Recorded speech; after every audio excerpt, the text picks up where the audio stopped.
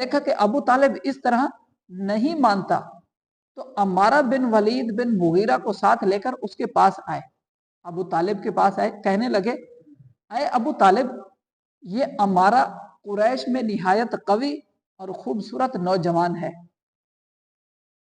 ہم یہ تجھے دیتے ہیں، تو اس کو اپنا بیٹا بنا لے اور اس کے عوض میں اپنے بھتیجے کو ہمارے حوالے کرتے۔ ابو طالب نے کہا اللہ کی قسم، تم مجھے بڑی تکلیف دیتے ہو، کیا تم مجھے اپنا بیٹا دیتے ہو کہ میں اسے تمہارے واسطے پالوں اور اپنا بیٹا تمہیں دے دوں کہ تم اسے قتل کر ڈالو؟ اللہ کی قسم ایسا ہرگز نہیں ہوگا۔ یہ سن کر قریش اور بھی برانگیختہ ہو گئے اور وہ ایک روز ولید بن مغیرہ کے پاس جمع ہوئے۔ ولید مذکور فصاحت و بلاغت میں ان کا سردار تھا، کلام کرنے میں فصاحت و بلاغت میں بڑا ماہر تھا۔ ایام حج قریب تھے، ولید بن مغیرہ قریش میں، ولید اور قریش کے جو سردار تھے ان میں یوں گفتگو ہوئی۔ ولید نے کہا اے گروہ قریش، حج کا موسم آ گیا ہے، عرب کے قبائل تمہارے پاس آئیں گے جنہوں نے تمہارے صاحب کا حال سن لیا ہے، عرب کے قبائل تمہارے پاس آئیں گے جنہوں نے تمہارے صاحب کا حال سن لیا ہے، اس کے بارے میں ایک رائے پر اتفاق کر لو، ایسا نہ ہو کہ تم ایک دوسرے کی تکذیب کرو، ایک دوسرے کو جھٹلانے لگو، ایک دوسرے کے خلاف ہو جاؤ، پہلے سے ہی اپنا کوئی پلان تیار کر لو، حج کا موسم آنے والا ہے، لوگ دور دور سے یہاں خانہ کعبہ میں آئیں گے، اس وقت تم نے اپنا ایک پہلے سے پلان تیار کر کے رکھنا ہے۔ قریش نے کہا آپ ہی ایک رائے قائم کر دیں، ہم اسے تسلیم کر لیں گے۔ ولید نے کہا نہیں، تم کہو میں سنتا ہوں، تم لوگ رائے دو، مشورہ دو، کیا کریں؟ قریش نے کہا ہم کہیں گے کہ وہ کاہن ہے۔ قریش والے نے کہا کہ نبی پاک کے بارے میں ہم کیا کہیں گے؟ لوگوں کو کہیں گے کہ بھئی یہ کاہن ہے، پرانے زمانے میں۔ اچھا، ولید نے کہا اللہ کی قسم وہ کاہن نہیں ہے۔ دیکھو جو مانتا نہیں ہے وہ بھی کہہ رہا ہے کہ اللہ کی قسم وہ کاہن نہیں ہے، ہم نے کاہن دیکھے ہوئے ہیں، اس کا کلام نہ کاہن کا زمزمہ ہے نہ ہی سجا، اس کے کلام میں نہ کہانت نظر آتی ہے نہ ہی کچھ اور نظر آتی ہے۔ قریش نے کہا کہ ہم کہیں گے کہ وہ دیوانہ ہے۔ ولید نے کہا وہ دیوانہ نہیں، ہم نے دیوانگی دیکھی ہوئی ہے، وہ دیوانہ کا غیظ و غضب نہیں، نہ دیوانہ کا خلجان و وسوسہ ہے۔ قریش نے کہا ہم کہیں گے کہ وہ شاعر ہے، شاعر و ادیب ہے کہ اپنی عقل و دماغ، دانش، فہم و فراست سے یہ لوگوں کو بس اپنے دام میں پھنساتا ہے۔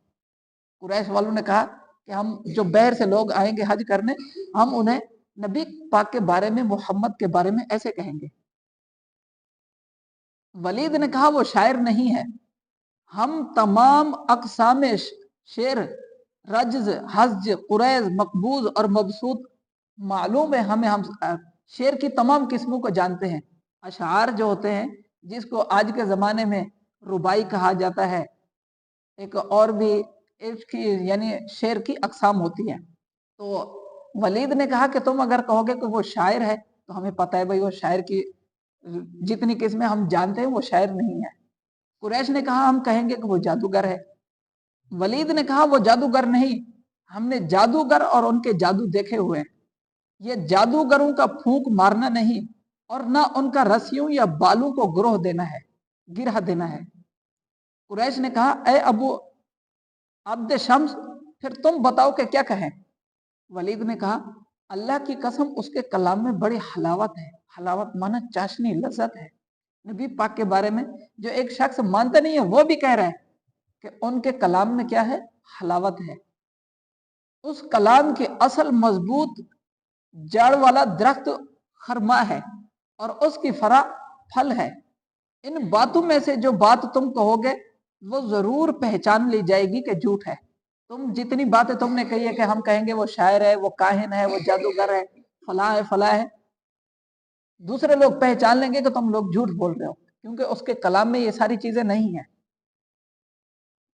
اس کے بارے میں صحت سے قریب تر یہ قول ہے کہ تم کہو وہ جادوگر ہے اور ایسا کلام لایا ہے جو جادو ہے۔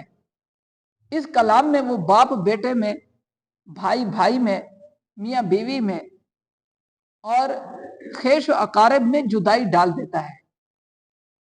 वलीद का कलाम सुनकर वो मजलिस से चले गए। कुरैश वाले अब वलीद बिन मुगीरा की बात सुनकर चले गए। इस बात पर इत्तेफाक हुआ कि हम क्या कहेंगे, वो जादूगर है, और क्या कहेंगे कि भाई ये आपस में जुदाई डलवाता है। जब मौसम हज में लोग आने लगे तो वो उनके रास्तों में बैठते, कुरैश के लोग रास्तों में बैठते, जो कोई उनके पास से गुजरता वो उसको हजरत सल्लल्लाहु अलैहि वसल्लम से डरा देते और आपका हल बयान कर देते। अल्लाह ताला ने कुरान करीम सूरत कलम के अंदर फरमाया है, बल्कि सूरत कलम में सूरह मुदस्सिर के अंदर अल्लाह पाक ने फरमाया है, वलीद बिन मुगीरा के बारे में आयत नाजिल हुई, ज़रनी वमन खलक़तु वहीदा वजअलतु लहू मालम ममदूदा व बनीना शुहूदा व महदतु लहू तमहीदा। छोड़ दे मुझको और उसको जो मैंने बनाया अकेला, और दिया मैंने उसको माल फैलाकर और बेटे मौजूद यानी जिंदगी वाले, और तैयार कर दी उसकी खूब तैयारी, और फिर लालच रखता है कि और दूं, कोई नहीं, वह वो है हमारी आयातों का मुखालिफ। उनके बाद कई और आयातें वलीद बिन मुगीरा के बारे में नाजिल हुई। इस तरह एक दिन जब हज़रत सल्लल्लाहु अलैहि वसल्लम मस्जिद में अकेले बैठे हुए थे, सरदार कौम उतबा बिन रबिया बिन अब्द शम्स और कुरैश में यूं गुफ्तगू हुई। दोबारा इन्होंने आपस में बात की, ऐ गुरोह कुरैश, क्या मैं मोहम्मद के पास जाऊं ताकि उससे कलाम करूं और चंद बातें उसके आगे पेश करूं? उतबा ने कहा कुरैश के लोगों से कि क्या मैं मोहम्मद के पास जाऊं ताकि उससे चंद बातें करूं, शायद वो उनमें से एक बात को पसंद करे, बस हम वो कर देंगे और वो हमसे बाज रहे। कुरैश ने कहा हाँ ए अबू वलीद, आप जाइए और उससे गुफ्तगू कीजिए। उतबा हुजूर सल्लल्लाहु अलैहि वसल्लम के पास आकर आपसे मुखातिब होकर कहा कि भाई के बेटे, आपको मालूम है कि खेश व अकारब में आपके बुजुर्ग और बरगुजीदा और नसब में आली रुतबा है। आप अपनी कौम में एक नया मजहब लाए हैं, आप एक नया मजहब लाए जिससे आपने उनकी जमात को परंदा कर दिया है, खराब कर दिया है, कि आपके आबाओ अजदाद जिस पर थे उनको तो बुरा भला कहता है, उनको नहीं बल्कि अपने कौम के सरदारों को बुरा भला कह के आप एक नया मजहब लाए हो कि फला फला तो यूं थे, अब तुम नया दीन लाए हो। आपने उनके दानाओं को नादान बताया, वो तो दाना थे, आपने उनको नादान बताया। उनके माबूदों और उनके दीन को बुरा कहा और उनके गुज़श्ता आबाओ अजदाद को काफिर बताया। सुनिए, मैं चंद बातें पेश करता हूँ। उतबा ने नबी पाक से कहा, मैं चंद बातें पेश करता हूँ, शायद आप उनमें से एक बात पसंद फरमाएं। जैसे आज के जमाने में